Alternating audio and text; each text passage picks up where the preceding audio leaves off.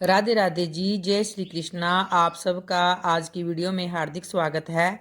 भगवान श्री हरि और माता लक्ष्मी जी की कृपा आप और आपके समस्त परिवार पर बनी रहे।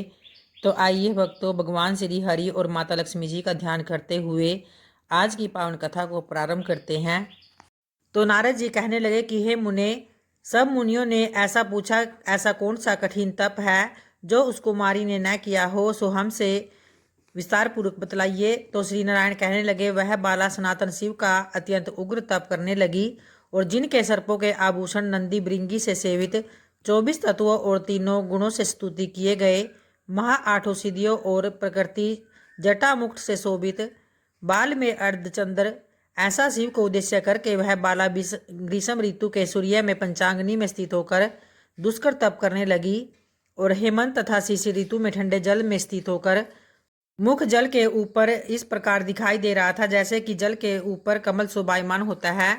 तो उसका ऐसा उग्र तप देखकर इंद्र भी महाचिंता को प्राप्त हो गए और हे अर्जुन, सब देवताओं को और महर्षियों को सराहने योग्य ऐसे उग्र तप में प्रवृत्त हुई ऋषि कन्या को 9,000 वर्ष व्यतीत कर हो गए और फिर पार्वती पति शंकर ने इसके तप से प्रसन्न होकर अपना अगोचर रूप दिखाया। तो उस रूप को देखकर वह कन्या झटपट खड़ी हो गई और मानो उसके देह में प्राण आ गए। फिर तब से उसका शरीर जो दुर्बल हो गया था मानो हष्ट पुष्ट हो गया और उस बाला ने नम होकर श्री शंकर को नमस्कार किया और विश्व वंदित श्री शिव का मानसोपचार से पूजन किया और उनकी स्तुति भी करने लगी। अतः हे राजन, जब उस मेधावी ऋषि की तपस्विनी कन्या श्री शंकर भगवान की स्तुति करके शांत हुई, तब महा उग्र तप से उसका किया हुआ स्त्रोत सुनकर मुख आले श्री सदाशिव बोले कि हे तपस्विनी, तेरा कल्याण हो, मनवांछित वर मांगो। तो महा आनंद में मगन कुमारी ऐसा सुनकर प्रसन्न हुए शिव जी से यह वचन बोली कि हे दीनानाथ, यदि आप मुझ पर प्रसन्न हो तो मुझको पति दीजिए। तो ऐसा ही वह 5 बार कहकर शांत हो गई और तब शिवजी मुनि कन्या को कहने लगे कि हे बाला, तूने जो अपने मुख से कहा है वैसा ही होगा। तो तूने 5 बार पति मांगा है, सो हे सुंदरी, तेरे 5 पति होंगे। तब श्री कृष्ण कहने लगे कि श्री शिव के ऐसे अनीति प्रिय वचन सुनकर बाला बोली कि हे सदाशिव, एक स्त्री के एक ही पति हो सकता है, कहीं कहीं भी स्त्री 5 पतियों वाली न तो देखी गई है और न ही सुनी गई है। एक पुरुष के 5 स्त्री तो हो सकती हैं और 5 पतियों वाली कैसे होंगी? आपको ऐसा कहना योग्य नहीं है। अतः हे प्रभु, ऐसा वरदान देने से आपको लज्जा होगी। तो उस कन्या के ऐसे वचन सुनकर श्री शिव कहने लगे कि इस जन्म में नहीं, अगले जन्म में होंगे। वहाँ तू तपोबल से योनि से उत्पन्न नहीं होगी और वहाँ अग्नि से उत्पन्न सुख को प्राप्त होकर परम पद को प्राप्त होगी। दुर्वासा मेरा ही रूप है और तूने उनका तिरस्कार किया है। यदि दुर्वासा को पायमान हो जाए तो तीनों लोगों को जला देते हैं। तूने अत्यंत ब्रह्मा तेज का तिरस्कार किया है और तूने भगवान के प्रिय पुरुषोत्तम मास का व्रत नहीं किया, जिसको श्री कृष्ण भगवान ने सब ऐश्वर्य सौंप दिए थे।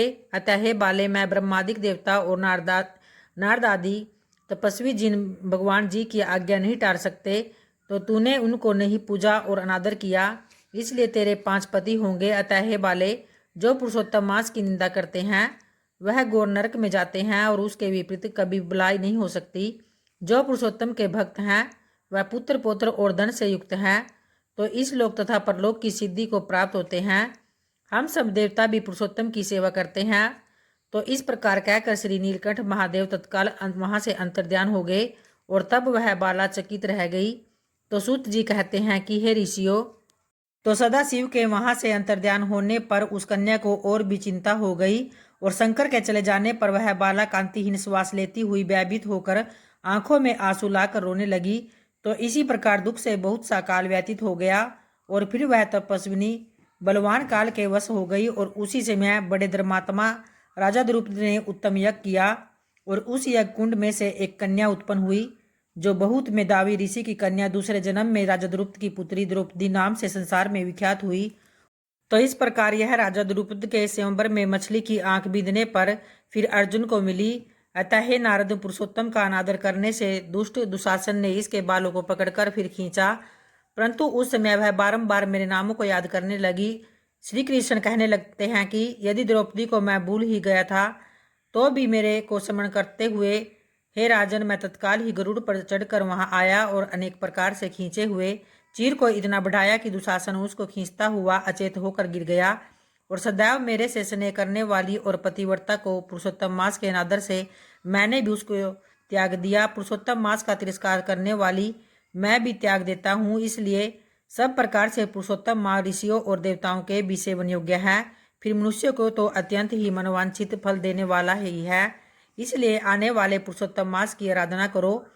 तो इस प्रकार श्री कृष्ण द्रौपदी और पांडवों को समझाते हुए द्वारकापुरी को चले गए। और हे राजन, अभी विरह से व्याकुल द्वारकापुरी को मैं जा रहा हूँ। ऐसा कहने पर भगवान प्रेम में मगन होकर पांडु पुत्रों को धीरे धीरे लौटाकर द्वारकापुरी को चले गए। और श्री नारायण बोले कि श्री द्वारका नाथ के द्वारका जाने पर युधिष्ठिर अपने भाइयों सहित तप करते हुए तीर्थों में विचरने लगे। और हे नारद, श्री भगवान के प्रिय पुरुषोत्तम मास को मन में धारण कर और श्री कृष्ण का वचन स्मरण कर अपने भाइयों और द्रौपदी से बोले, अहो अब सब ने पुरुषोत्तम का माहात्म्य सुना है। पुरुषोत्तम को बिना पूजे कोई कैसे सुखी रह सकता है, क्योंकि इस लोक में वही पूज्य, वही धन्य और वही श्रेष्ठ है जो अनेक प्रकार से भगवान पुरुषोत्तम की पूजा करता है। तो इस प्रकार सब तीर्थों में विचरते हुए पुरुषोत्तम मास के प्राप्त होने पर विधिवत उसका व्रत करने लगे। और 14 वर्ष व्यतीत हो जाने पर श्री कृष्ण भगवान की कृपा से अकंटक राज्य को प्राप्त हुए। तो इसी प्रकार सूर्यवंशी राजा दृढ़धनुआ भी पुरुषोत्तम के सेवन से पुत्र और पौत्र तथा अनेक प्रकार के सुखों को भोगकर योगियों को भी अति दुर्लभ भगवान के लोक ले गए। और आइए अब गौरी व्रत महात्म्य को प्रारंभ करते हैं। स्कंद जी कहने लगे कि पहले हिमवान नाम का पर्वतों का राजा था। वह स्थावर जंगम दोनों रूप धारण करता था और बड़े सुंदर अंग वाली उसकी स्त्री जिसका नाम मेनका था। हिमवान सब सिद्धियों से युक्त होने पर भी संतानहीन होने के कारण अत्यंत दुखी रहता था और संतान के लिए बहुत से व्रत दानों को भी किया करता था। परंतु संतान न हुई तो एक दिन उस राजा ने मेनका को बुलाकर कहा कि धिक्कार है, धिक्कार है। और ऐसा कहकर बारंबार प्रलाप करने लगा। तो वह कहने लगा कि जो स्त्री रक्त और लावण्य से युक्त होने पर भी संतान से हीन हो, वह स्त्री समस्त लोकों में निंदित और निर्भाग्य होती है। हे सूची स्मिते, तुमको देखकर सदा मुझे अधिक समय तक संताप होता है। इसलिए अब से मैं कभी तुम्हारा मुख नहीं देखूंगा। तो विद्वान पशुओं के समान तुम अपने प्राणों को कैसे धारण करती हो। अपने पति के ऐसे वचन सुनकर तभी वायु के आघात से केला और वज्र के आघात से पर्वत गिरता है। तो वह मेनका पृथ्वी पर गिर गई तथा रोती और विलाप करती हुई भगवान विष्णु के शरण में गई। तो लक्ष्मी जी के प्रार्थना करने पर और सामने नारद ऋषि को देखकर भगवान विष्णु ने नारद जी को मेनका के पास भेजा। तो नारद जी ने वहां जाकर मेनका को प्रणाशन व्रत का उपदेश दिया और कहा कि ज्येष्ठ तृतीया के दिन विधान पूर्वक इस व्रत को करो।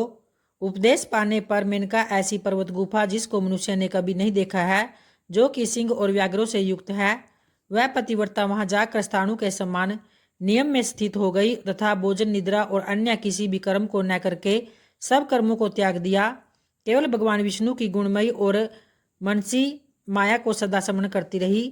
यह सब दुष्कर कार्य ज्येष्ठ मास में हुआ। अनायास ऐसे कठिन व्रत हो जाने पर उस व्रत के पुण्य प्रभाव से जगन्मयी माया प्रकट हुई और उस माया को देखकर मेनका ने परम भक्ति से उसकी स्तुति की। तब माया ने मेनका को वर मांगने के लिए कहा, तुम्हारे इस मासोपवास व्रत से मैं अति प्रसन्न हुई हूँ, क्योंकि तुम्हारी भक्ति के वशीभूत होकर मैं तुमको जो वस्तु नहीं देने के लायक होगी वह भी दूंगी। फिर जगदम्बा के ऐसे वचन सुनकर मेनका अति प्रशंसा से बोली कि हे देवी, यदि आप मुझ पर प्रसन्न है तो मेरे आंगन में आप प्रसन्न होकर रहे।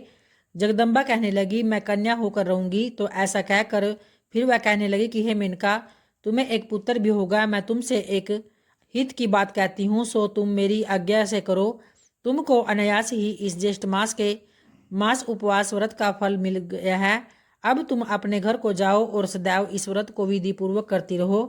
तो ऐसा कहकर माया अंतर्ध्यान हो गई और मेनका भी अपने घर को चली गई। घर जाकर मेनका ने राजा हिमवान से सब समाचार विस्तार पूर्वक कहा और भृगु ऋषि के उपदिष्ट मार्ग से ऐसे व्रत को मेनका ने भी किया। तो इस समाचार को सुनकर हिमवान बड़ी प्रसन्नता और हर्ष के साथ दोनों हाथों से मेनका को आलिंगन कर अपनी गोद में बिठाकर समझाने लगे।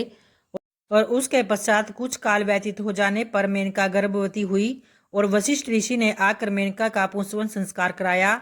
तब स्कंद जी कहते हैं कि हिमाचल के समान मनुष्य पृथ्वी पर अति दुर्लभ होते हैं, जिसके घर में स्वयं जगदम्बा प्रकट हुई हो और उमा, गौरी और पार्वती के नाम से विख्यात हुई हो।